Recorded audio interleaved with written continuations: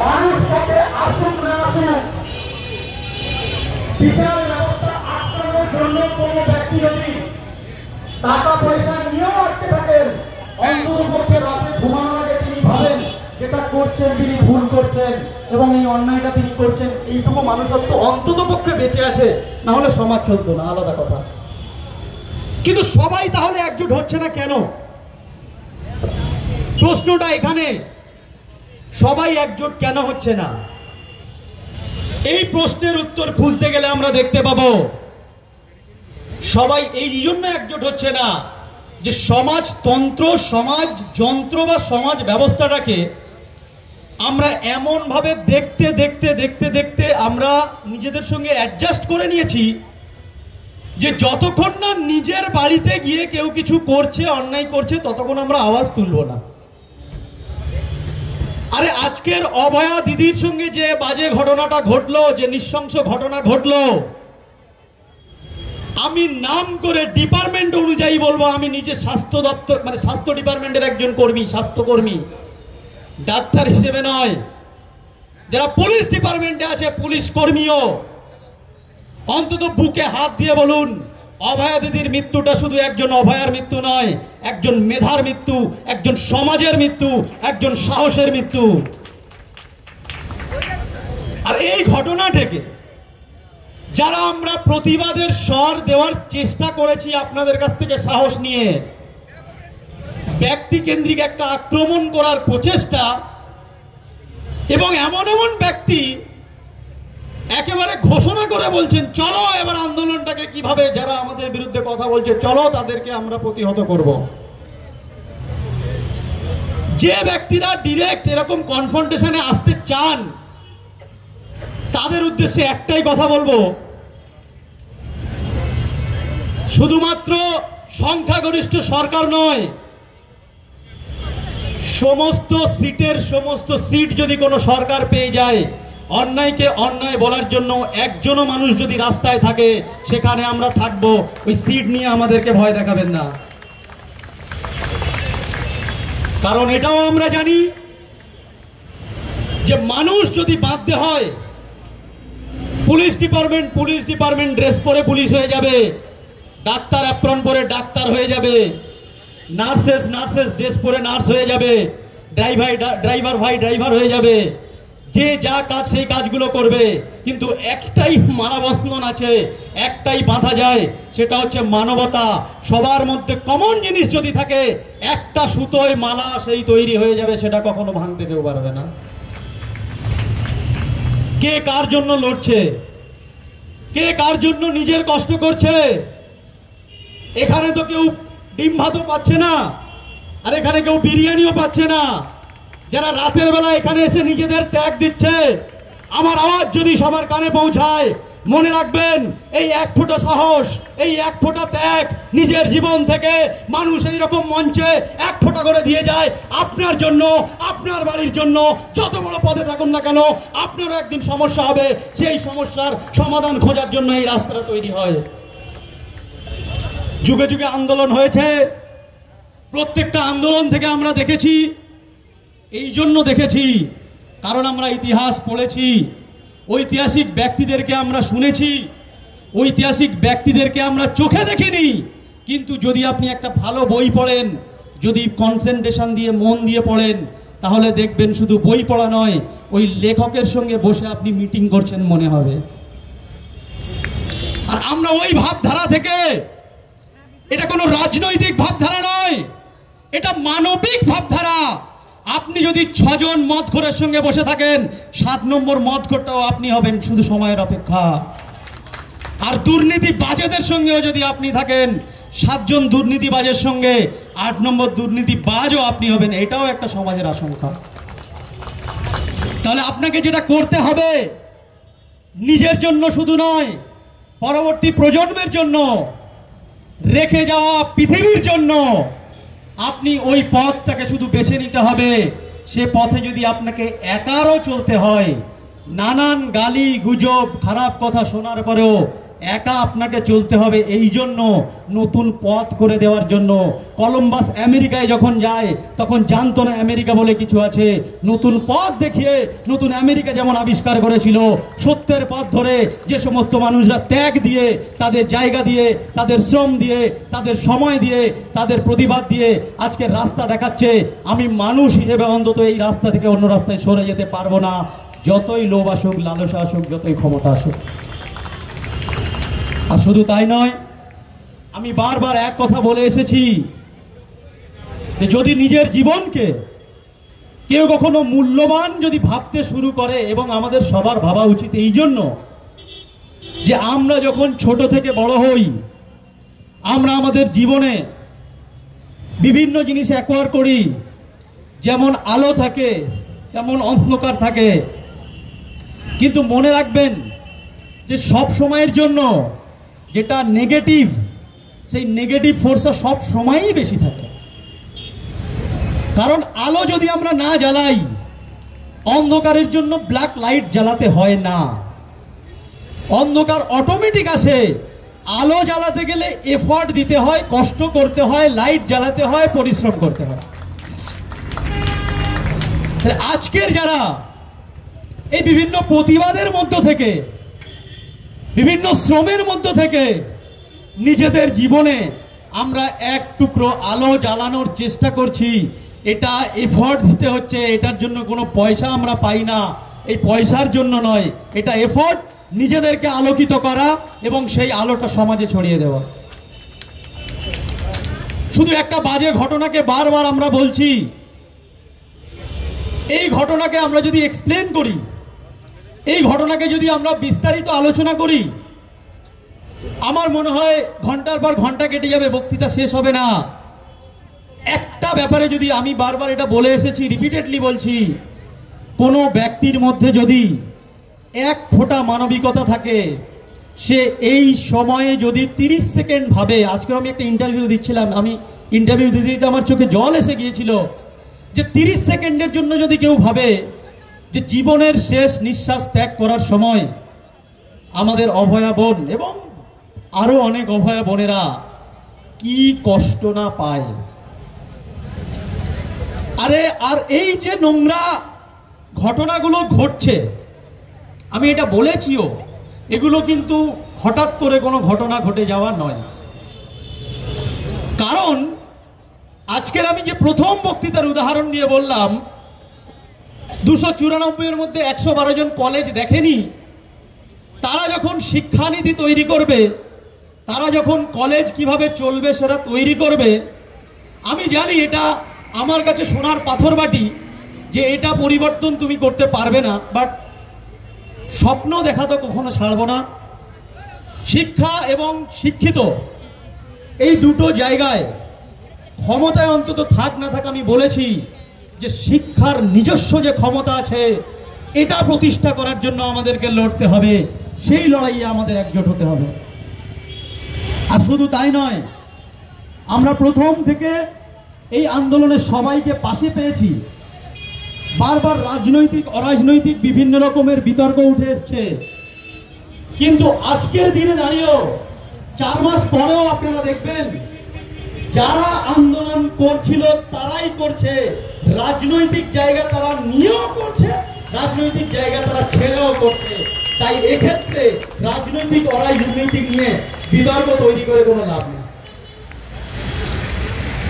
এখন ব্যবস্থাটা এমন হয়ে গেছে, বিচারের জায়গাটা এমন তৈরি করে দিয়েছে যে যখন কোনো ব্যক্তি, কোনো বাচ্চা যখন খিদের জন্য কাঁদে, তার মা তাকে খিদের কাঁদা থেকে বাঁচানোর জন্য তাকে নিয়ে একটা উপরে আলমারির উপর বসিয়ে দিয়েছে। এখন বাচ্চাটা খিদের কান্না ভুলে এখন কাঁদছে, আমাকে নামিয়ে দাও, ওখান থেকে নামিয়ে নাও, ওখান থেকে নামিয়ে নাও। সমাজ ব্যবস্থাতে শাসক এবং শাসক বোকা, আমি শাসককে কখনো, শাসক হিংস্র হয়, শাসক ক্ষমতাশীল হয়, শাসক শোষণতন্ত্র তৈরি করে, শাসক বোকা। তাই শাসকের ডিরেক্ট আমার প্রতিবাদ আমি করি না, এই জন্য শাসককে যারা পরিচালিত করে অনেক বুদ্ধিমান লোকজনের ভিতরে ঘুরে বেড়ায়, যারা অ্যাকচুয়াল শাসক। না হলে যে কলেজে ক্লাস 8-এ পড়েনি সে এত বড় সিস্টেম চালাতে পারে না, তাকে সিস্টেম চালাতে গিয়ে আমার আপনার মতো কিছু শিক্ষিত লোকেরাই তাদের বুদ্ধিগুলো দেয়।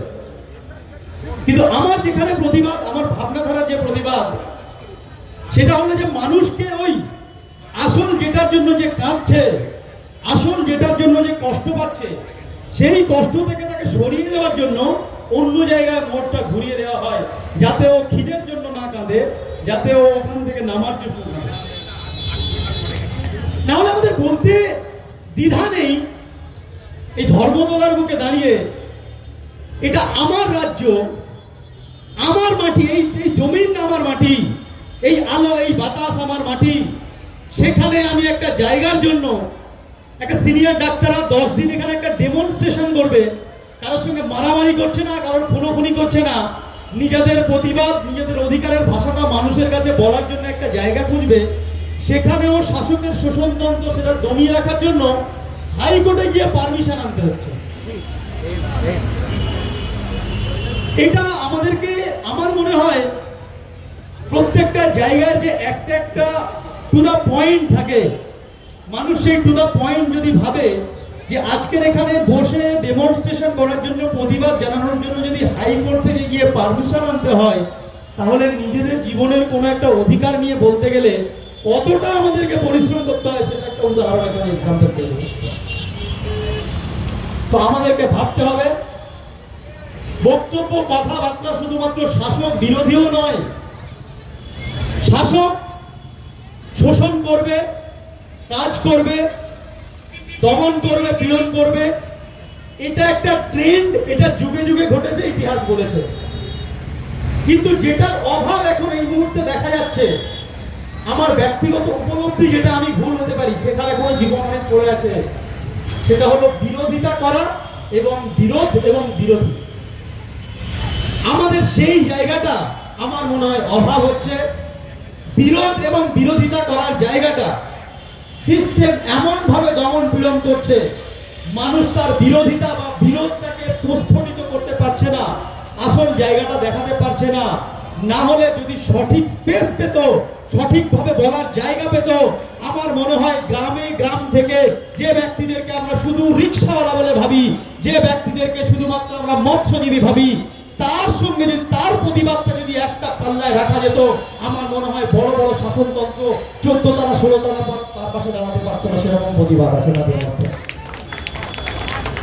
বিরোধ এবং বিরোধিতার অভাব আমার যেটা মনে হচ্ছে, এবং আমি এটা দীপ্ত কণ্ঠে বলছি, এটা ভুলও হতে পারি আমি, কারণ আমার এখন শেখার জীবন, আমি শিখছি। কয়েকদিন আগে আমি এই বক্তব্য আগেও দিয়েছিলাম, আমার এলাকার মৎস্যজীবীরা আমাকে ফোন করে বলেছিল যে ডাক্তারবাবু, আপনাদের আন্দোলন থেকে আমরা একটু সাহস পেয়েছি। উদাহরণটা কি দিল, একজন মৎস্যজীবী রোজ একটা জায়গা থেকে মাছ তারা কিনতে যেত, তাদের প্রতিদিন 100 টাকা করে দালালি দিতে হতো, সারাদিনে 300 থেকে 400 টাকা রোজগার করা ব্যক্তিকে 100 টাকা করে দালালি দিতে হতো। হঠাৎ করে তারা একজোট হলো, প্রায় 40-50 জন মৎস্যজীবী মিলে, যে টাকাটা নিত তাকে ধরে সেখান থেকে, সেই বাজার থেকে তাকে আউট করে দিয়ে, থেকে সরিয়ে দিলে তারা তাদের একসঙ্গে দলবদ্ধতা এবং সেই সাহসটা তারা দেখিয়েছে। কথাটা শুনে আমি একটু খুশি হয়েছি এই জন্য, অনেকে বলেন যে এই আন্দোলন গ্রামে গঞ্জে পৌঁছেছে কি পৌঁছায়নি। আচ্ছা, কতক্ষণ বলবো, ঠিক আছে, এই আন্দোলন গ্রামে গঞ্জে পৌঁছাছে কি পৌঁছায়নি এই বলে নানা রকমের দ্বিমত আছে। আমি ব্যক্তিগতভাবে এবং আমার চিন্তাধারার মধ্যে যেটা আমি মনে করি, সেটা হলো প্রত্যেকটা ব্যক্তির যেমন নিজস্ব কাজ থাকে, প্রত্যেকটা সিস্টেমের যেমন নিজস্ব কাজের মাধ্যম থাকে, তেমন সমাজ মাধ্যমেরও নিজস্ব একটা তাদের কাজের পদ্ধতি থাকে। কখন কোনটা তারা দেখাবে, কখন সেটা তারা দেখাবে না, সেটা তাদের নিজস্ব ব্যাপার থাকে। কিন্তু আমি যেটা মনে করি সেটা হলো, যদি কোনো একটা সুগন্ধ ফুল ফোটে, তার সুবাস মানুষ এড়িয়ে যেতে পারবে না কখনো চাইলেও। আপনারা যে আগুনটা জ্বালিয়ে রেখেছেন, বিশ্বাস করুন, যত দূর থেকে হোক, যত দূরে মানুষ আগুন দেখতে পাক না পাক, এই আগুনের আঁচ তাদের কাছে পৌঁছচ্ছে পৌঁছচ্ছে পৌঁছচ্ছে, তারা এই আগুনে তাদের নিজেদের শরীরটাকে থেকে নিচ্ছে। শুধুমাত্র সামনে গিয়ে কথা বলা নয়, শুধুমাত্র গিয়ে তাদের সঙ্গে ডেমনস্ট্রেশন করা নয়। আমি যেটা মনে করি, আমরা নেলসন ম্যান্ডেলাকে দেখিনি, আমরা গান্ধীজিকে নিজের চোখে দেখিনি, আমরা সুভাষচন্দ্র বসুকে নিজের চোখে দেখিনি, কিন্তু আজকেও তারা আমাদের মনের মধ্যে বেঁচে আছে। আমাদের মনে হয় যে ওদেরকে আমরা দেখতে পাচ্ছি। যখন একটা সঠিক কথা বলি, যখন একটা প্রতিবাদ করি, তখন আমরা ওই ব্যক্তিগুলোর নাম না নিয়ে আমরা একটা জায়গায় যেতে পারি না, কারণ আমাদের চোখের সামনে ওই আলোগুলো আমরা দেখতে পাই। আন্দোলন কখনো মরে না, আন্দোলন কোনো আন্দোলন ইতিহাসে বিফলে যায়নি, যাবেও না। কারণ মানুষ যে ফোঁটা ফোঁটা পরিশ্রম দেয়, এই পরিশ্রমটা, হ্যাঁ, দলবদ্ধ হতে ওই পরিশ্রমের জায়গাটা একত্রিত হতে একটু সময় লাগে, কিন্তু এই এক ফোঁটা জলও আমার মনে হয় কখনো বিফলে যায় না। এই ফোঁটা ফোঁটা জল কিন্তু মিলিয়ে একটা সমুদ্র তৈরি হয়। আর এই সমুদ্রে যদি আপনি সব জায়গা থেকে, সঠিক জায়গা থেকে, সঠিক দাবি নিয়ে আপনি এই ফোঁটা ফোঁটা জল ফেলেন, ওই ফোঁটা ফোঁটা জলে যে সমুদ্র তৈরি হবে, ওই সমুদ্রে এই নোংরা জায়গাগুলো কোন দিন ভেসে চলে যাবে আপনি হয়তো দেখতে পাবেন না, অন্যজন কেউ দেখবে। তো সমাজের যে জায়গা থেকে আমাদের এই মুহূর্তে দাঁড়িয়ে আমাদেরকে প্রতিবাদ যে আমরা করছি, আমার মনে হয় যারা এখানে আপনারা আছেন, অনেক ভয় ভীতি, অনেক জায়গা অতিক্রম করে আপনারা এসেছেন। আর আপনারা শুধু মনে রাখবেন না একটা বিচার চাইতে এসেছেন, কারণ এই বিচার যে ব্যক্তি কিছু টাকা নিয়ে, কিছু পয়সা নিয়ে, কিছু ক্ষমতার লোভে, কোনো রাজনৈতিক উদ্দেশ্য নিয়ে তিনি এসে টিভির মাধ্যমে উল্টোপাল্টা কথা বললেও, মনে মনে বা কখনো কাউকে দেখাতে হলো, তিনিও বলেন আমিও বিচার চাই। কিন্তু আপনাদের বিচার চাওয়া আর ওই ব্যক্তিদের বিচার চাওয়ার মধ্যে পার্থক্য হচ্ছে, আপনারা বিচার চাইতে এসেছেন, বিচার চাইছেন, তার সঙ্গে বিচার এবং বিচার ব্যবস্থা যাতে নড়ে চড়ে বসে ভবিষ্যতের বিচারটাকে সুনির্দিষ্ট করতে পারে, সেজন্য আপনারা লড়ছেন। একটা অভয় নয়, হাজার অভয়ের জন্য আপনারা লড়ছেন। শুধু যারা অভয় আছে তাদের জন্য নয়, ভবিষ্যতে যে অভয়গুলো আসবে তাদের জন্য আপনারা লড়ছেন। এই লড়াইটাকে এক ফোঁটা হলেও কখনো ছোট দেখার দরকার নেই। একজন নয়, 1 লক্ষ মানুষ আছে, আপনি একা নন, আপনি 1 লক্ষ মানুষ, এটা মনে করে আপনাদেরকে এগিয়ে যেতে হবে। আর এইটুকু আমি বলতে পারি, কোন সংগঠন, দল মল পথ নয়। আমি এটুকু বিশ্বাস করি যে মানুষকে মানুষ হিসেবে বন্ধন যদি করতে হয়, একটাই ওয়ার্ড আছে, একটাই শব্দ আছে, কয়েকটা শব্দ আছে।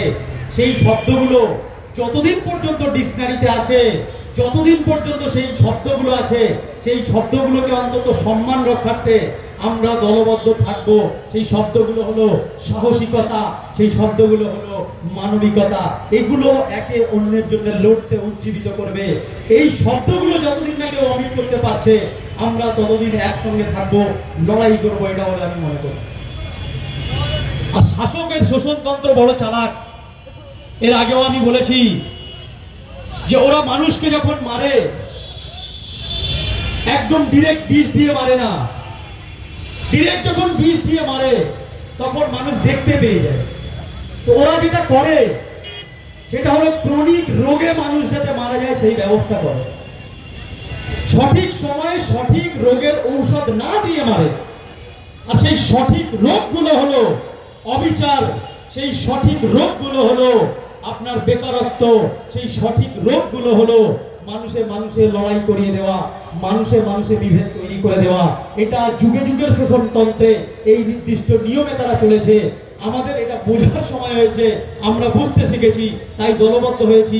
এবং এই দলবদ্ধ আওয়াজ আমরা যদি একসঙ্গে তুলি, আমার মনে হয় কোনো আন্দোলনই ছোট নয়।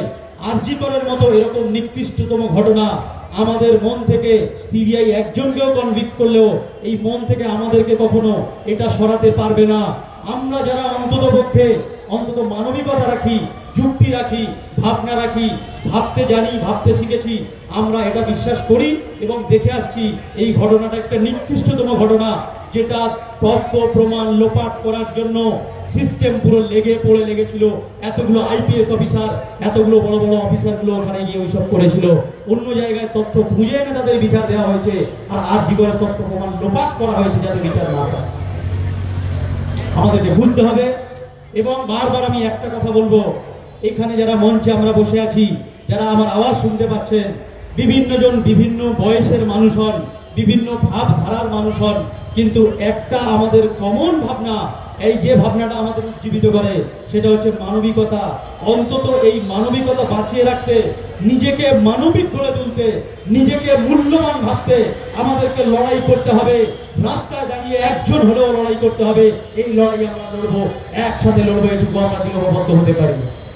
আর একটা কথা শেষে আমি বলবো যে মূল্যবান যদি আপনি হয়ে থাকেন, নিজের চিন্তাধারায়, নিজের কাজে যদি আমরা মূল্যবান হতে পারি, তাহলে অমূল্য পাথর দিয়ে এই মূল্যবান সোনাকে যদি ভেঙে টুকরো টুকরো করেও দেওয়া হয়, তাতে পাথরের কোনো দাম বাড়বেও না, আর সোনার দাম এক ফোঁটাও কমবে না। সোনা সোনাই থেকে যাবে, আর পাথর পাথর থেকে যাবে। তোমার হাতে যত ক্ষমতা থাক, তোমার হাতে যত পাওয়ার থাক, তোমার হাতে যত সাজসজ্জা থাক, মনে রাখবে ওই ক্ষমতা কখনোই এই ক্ষমতার উপরে উঠতে পারে না। এটা অমূল্য জিনিস, এর কোনো মূল্য নেই। আপনি এর যে মূল্য আছে সেটার মূল্য কখনো কিনে নেওয়া যায় না। যদি কিনে নেওয়া হতো তাহলে অনেক আগেই কমলনাথ বাবু, সুবর্ণ বাবুদের মতো মানুষদেরকে ওরা কিনে নিত, এই রাস্তায় এই মঞ্চে আমরা দেখতে পেতাম না। কারণ ওদের কাছে কিনে নেওয়াটা অনেকটা সহজ। ওদের কিনে না নিয়ে বিরোধিতা যারা করছেন, অনেক কঠিন পরিশ্রম করে তারা বিরোধিতা করছেন। এই বিরোধিতাকে, এই সাহসটাকে আমাদের কুর্নিশ জানাতে রাত জেগে হলেও, দিন জেগে হলেও, বৃষ্টিতে ঝড় বৃষ্টি রোদ আমাদেরকে থাকতে হবে। এই ঝড় এই বৃষ্টির রাতেও যারা আপনারা আছেন, একটা ছোট্ট কথা বলে আমি আমার বক্তব্য দীর্ঘায়িত করব না, যে একজন, আমি দুজনের নাম এই জন্য যে পরিচিত নাম বলে, সবার নাম আমি যদি মনীষা দিই, আমি সবার নাম বলতে পারি, কিন্তু আমি যাদের নাম পরিচিত বলছি, যে এই ব্যক্তিগুলো আজকের আছে, 20 বছর পরে থাকবে না, 50 বছর পরে থাকবে না, কিন্তু যেটা থেকে যাবে, যেটা আমাদেরকে শিখিয়ে যাচ্ছেন এই আপনারা বয়স্ক মানুষেরা, যেটা আমাদেরকে শিখিয়ে যাচ্ছেন, যেটা আমাদেরকে দিয়ে যাচ্ছেন, টাকা দিলে পয়সা দিলে আমরা খরচ করে দেব, যেটা দিয়ে যাচ্ছেন, যেটা আমাদের মনের মধ্যে রেখে যাব, সেটা হলো আদর্শ, সেটা হলো ভাবধারা, সেটা হলো বিশ্বাস, সেটা হলো মানবতা। ওই জিনিসটা জিইয়ে রাখার জন্য, জীবন্ত রাখার জন্য আমরা কষ্ট করে যাব। আর হ্যামারিং করার মতো আমাদের মাথায় এই জিনিসটা যে আপনারা ঢুকিয়ে যাচ্ছেন, এটার জন্য আমি আপনাদেরকে কুর্নিশ জানাচ্ছি। শুধু তাই নয়, আমি যেটা পার্সোনালি এবং দলবদ্ধভাবে আমরা মনে করি, এটা যে আন্দোলন কখনো বিফলে তো যায় না, যায়নিও। একজন যদি প্রতিবাদ করার জন্য রাস্তায় থাকে, সেই আওয়াজটা কেউ যদি নাও শোনে, সে অন্তত নিজে শোনে। তো আমরা অন্তত পক্ষে অন্যের কাছে উত্তর দিতে পারবো কি পারবো না সেটা পরের কথা। রাতের বেলা যখন বাড়ি ফিরে আয়নার সামনে যে ব্যক্তিকে আমরা দেখতে পাই, সেই ব্যক্তির কাছে যদি আমরা সঠিক উত্তর দিয়ে যেতে পাই, তাহলেই হচ্ছে আমরা ধন্য হব। সেই ধন্য হওয়ার জায়গাটাকে আমাদেরকে সুদৃঢ় থাকতে হবে, আমাদের মানবতা সুদৃঢ় রাখতে হবে, আমাদের সাহসটাকে সুদৃঢ় রাখতে হবে। ভয় পাওয়ার কোনো জায়গা নেই। ভিতুরা বার মরেছে, যারা সাহসী একবার মরেছে, আর সাহস ছড়িয়ে দিয়ে মরেছে। এই কথা বলতে